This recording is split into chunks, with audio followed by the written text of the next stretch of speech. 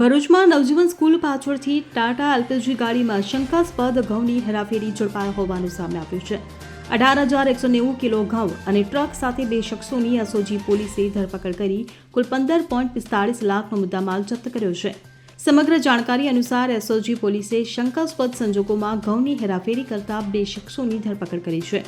Police inspector એ ચૌધરીના માર્ગદર્શન હેઠળ SOG ટીમને બાતમી મળી હતી કે નવજીવન સ્કૂલ પાછળથી એક ટાટા એલપીજી ગાડીમાં અનાજનો જથ્થો એબીસી ચોકડી તરફ લઈ જવામાં આવી રહ્યો છે।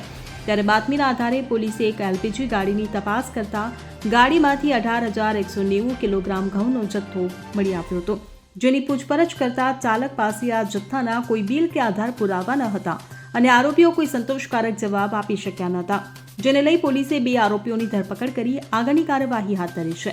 ઝડપાયેલ આરોપીઓમાં પહેલો આરોપી 38 વર્ષીય સઈદભાઈ ઇદ્રીશભાઈ હયાત ગોધરાના ચૂચલા પ્લોટનો રહેવાસી છે, જ્યારે બીજો આરોપી 33 વર્ષીય ગગનસિંહ તલવારસિંહ ટાંક ભરૂચના સરદાર નગરીનો રહેવાસી હોવાનું સામે આવ્યું છે।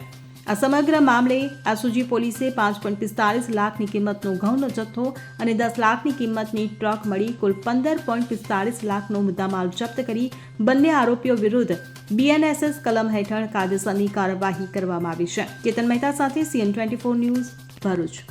હવે જુઓ દેશ દુનિયાની તમામ ખબરો તમારી આંગળીના ટેરવે। ઉઠાવો મોબાઈલ અને ગૂગલ પ્લે સ્ટોર પરથી ડાઉનલોડ કરો અમારી CN24 ન્યૂઝ મોબાઈલ એપ।